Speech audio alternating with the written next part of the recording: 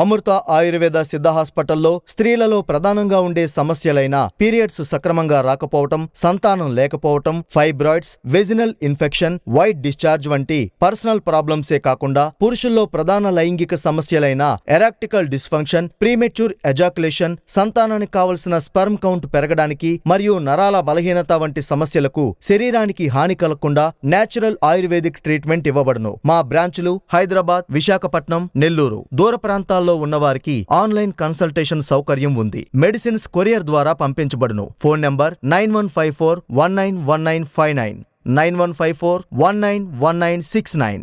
ఒక భాషలో super duper hit అవగానే మరో భాషలో దాన్ని రీమేక్ చేస్తే సహజంగానే పోలికలు వస్తుంటాయి.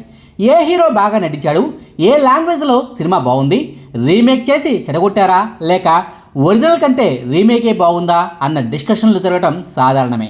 హిందీలో వచ్చిన దబంగ్ సినిమా కంటే కూడా తెలుగులో దాని రీమేక్గా వచ్చిన గబ్బర్ సింగ్నే బాగా తీసేరనే వాళ్ళు లేకపోలేదు. చిరంజీవి గారి గాడ్ ఫాదర్ సినిమా కంటే మోహన్ లాల్ గారి లూసిఫర్ సినిమాయే బాగుందనే వాళ్ళు కూడా లేకపోలేదు. తెలుగులో బ్లాక్ బాస్టర్ హిట్ అయిన అలా వైకుంఠపురంలో సినిమాను హిందీలో తీస్తే భారీ డిజాస్టర్గా మిగిలిపోయింది. తాజాగా తెలుగులో బాలయ్య నడిచిన భగవంత్ కేసరి సినిమానే తమిళ్లో విజయ్ హీరోగా జననాయకుడు అనే పేరుతో రీమేక్ చేశారు. ఎప్పుడో జనవరిలోనే రిలీజ్ కావాల్సిన సినిమా 7 నెలల తర్వాత ఇప్పుడు థియేటర్లోకి వచ్చింది.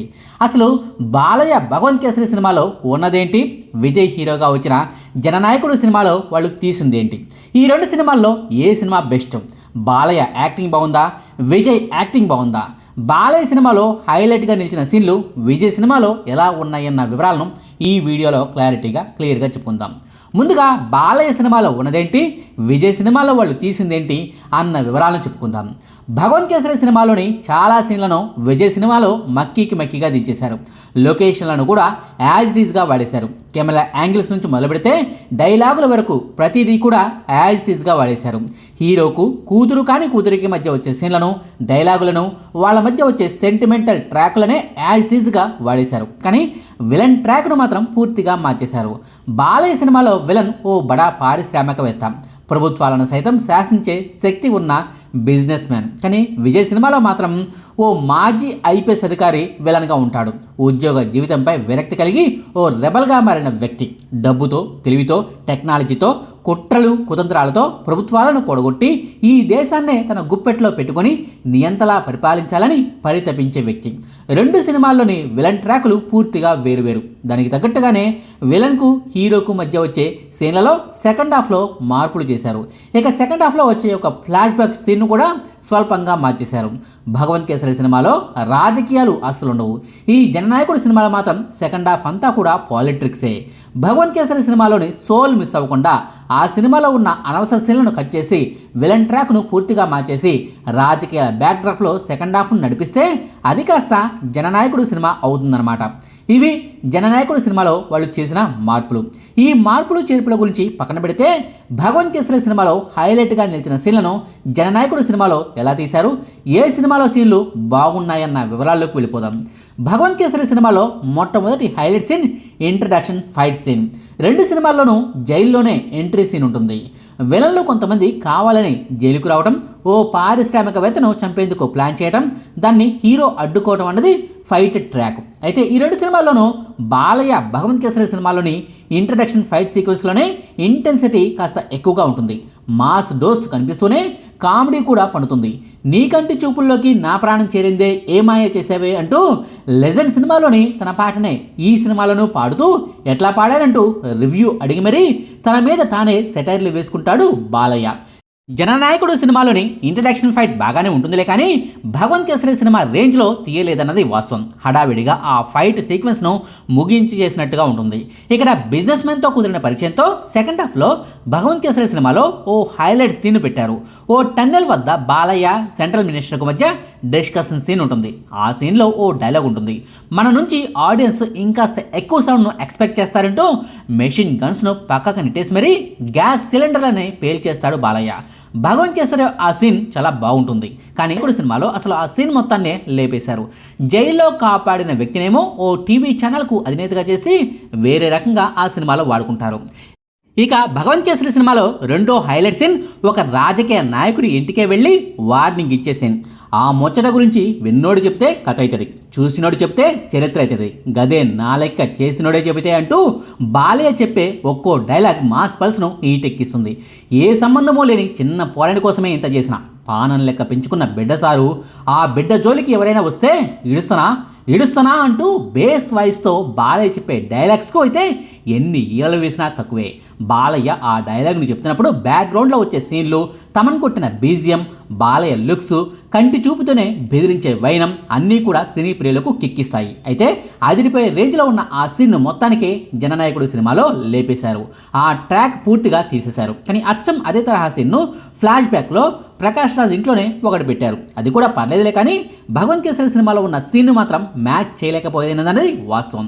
ఇక భగవంత్ కేసరి సినిమాలోని మూడో హైలైట్ సీన్ బాలయ్యను చూసి విలన్లు పారిపోవటం. ఫస్ట్ హాఫ్లోనే ఆ సీన్ ఉంటుంది. ఇంటి ముందు చీకట్లో ఓ కుర్చీలో బాలయ్య కూర్చుంటాడు. స్త్రీలను చంపడానికి విలన్లు ఆ ఇంటికి నక్కి వస్తుంటారు.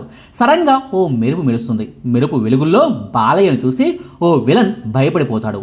బాలయ్య ఉగ్ర రూపాన్ని చూసి వణికిపోతాడు. పారిపోండ్రా అంటూ పక్కన ఉన్న వాళ్ళకి చెప్పి మరీ పరుగులు తీస్తాడు. ఆ సీన్లో బాలయ్య కళలో రౌద్రం కనిపిస్తుంది. కనీసం ఒక్క డైలాగ్ కూడా లేకుండానే ఆ సీన్ను ఓ రేంజ్లో దర్శకుడు నిలిపాడన్నది వాస్తవం. అచ్చం అదే సీన్ జననాయకుడు సినిమాలో కూడా ఉంటుంది. భగవంత్ కేసరి సినిమాలోని ఇంపాక్ట్ ఈ జననాయకుడి సినిమాలో కూడా ఉంటుంది. ఇద్దరిలో ఎవరు ఈ సీన్లో బాగా చేశారంటే ఇద్దరు అద్భుతంగా నటించారని చెప్పొచ్చు. ఇక భగవంత్ కేసరి సినిమాలో నాలుగో హైలైట్ సీన్ ఇంటర్వెల్ ఎపిసోడ్. రెండు సినిమాల్లోనూ ఇంటర్వెల్ ఎపిసోడ్ ఓ పాడుబడిన ఫ్యాక్టరీలో ఉంటుంది. రెండు సినిమాల్లోనూ హీరో అప్పటికప్పుడు అక్కడ ఉన్న వినుప వేస్టేజ్ నుంచి ఓ ఆయుధాన్ని తయారు చేసుకుంటారు. విలన్లను ఆ ఆయుధంతోనే చావు కొడతారు. కానీ భగవంత్ కేసరి సినిమాలో ఇంటర్వెల్ సీన్లో వచ్చే ఇంపాక్ట్ జననాయకుడి సినిమాలో మాత్రం లేదనే చెప్పొచ్చు. కూతురిపై అపారమైన ప్రేమ, ఆమెకు ఏమైందన్న ఆందోళన, నా కూతురుని చంపడానికి వస్తారా అంటూ ఆగ్రహం, ఒక్కడు కూడా బ్రతికి ఉండడానికి వీల్లేదంటూ ఉగ్రరూపం అన్నీ కలగలిపి బాలయ్య యాక్టింగ్లో కనిపిస్తాయి.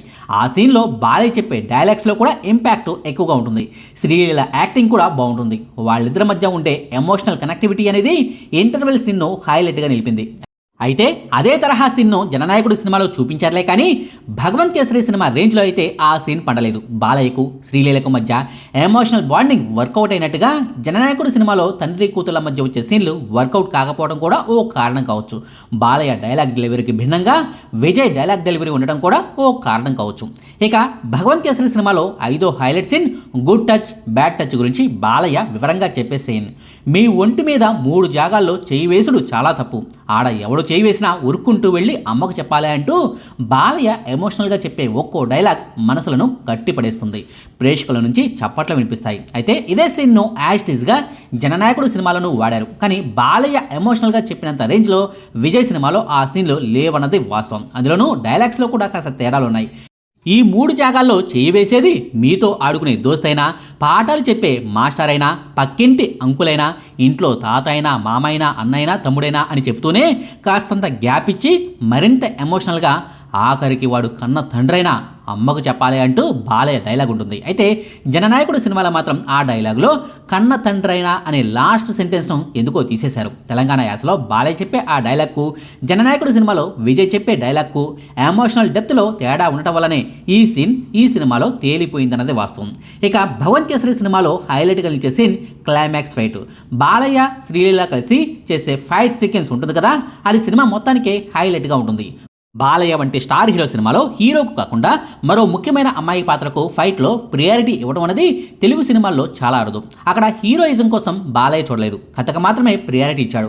ఇటు విజయ్ సినిమాలో కూడా అచ్చం అదే సీన్ ఉంటుంది. సీన్లో ఎమోషనల్ ఇంపాక్ట్ తక్కువగా ఉండొచ్చులే, కానీ తీసిన విధానం మాత్రం పర్ఫెక్ట్గా ఉంటుంది. ఇంకా చెప్పాలంటే జననాయకుడు సినిమాలోనే అమ్మాయి క్యారెక్టర్కు ఎక్కువ ఫైట్ సీన్ను పెట్టారు. రెండు సినిమాల్లోనూ తండ్రి కూతుళ్ళు కలిసి చేసే ఆ ఫైట్ సీక్వెన్స్ బాగుంటాయి. రెండు సినిమాలకు ఈ విషయంలో ఈక్వల్ మార్కులను వేయొచ్చు. టోటల్గా ఈ రెండు సినిమాల్లో ఏది బెస్ట్ అని చెప్పాలంటే సినీ లవర్గా నేనైతే భగవంత్ కేసరి సినిమాకే ఫస్ట్ ప్రియారిటీని ఇస్తాను. బ్రో ఐ డోంట్ కేర్ అంటూ బాలయ్య చెప్పే డైలాగ్ బాగుంటుంది. ఫైట్ సీక్వెన్స్లోనూ ఎమోషనల్ సీన్లలోనూ బాలయ్యకు అనిల్ రావుపూడి రాసిన డైలాగులు బాగుంటాయి. శ్రీలీలకు బాలయ్యకు మధ్య ఎమోషనల్ బాండింగ్ కూడా చక్కగా కుదిరింది. ఉడతా ఉడతా ఊచ్ అంటూ వచ్చే చిన్నప్పటి సాంగ్ కూడా చాలా బాగుంటుంది. బాలయ్య వయసుకు సినిమాలో ఆ పాత్రకు సరిగ్గా మ్యాచ్ అయింది కాబట్టే తెర మీద తండ్రి కూతుళ్ళ సెంటిమెంట్ బాగా పండింది. తమన్ ఇచ్చిన బీజిఎం అయితే నెక్స్ట్ లెవెల్ అనే చెప్పాలి. ఎక్కడా లోటు చేయకుండా బాలయ్య అభిమానులకు వీణుల విందు చేసేలా ఎలివేషన్ సీన్లలోనూ ఎమోషనల్ సీన్లలోనూ తమన్ 100% న్యాయం చేశాడు.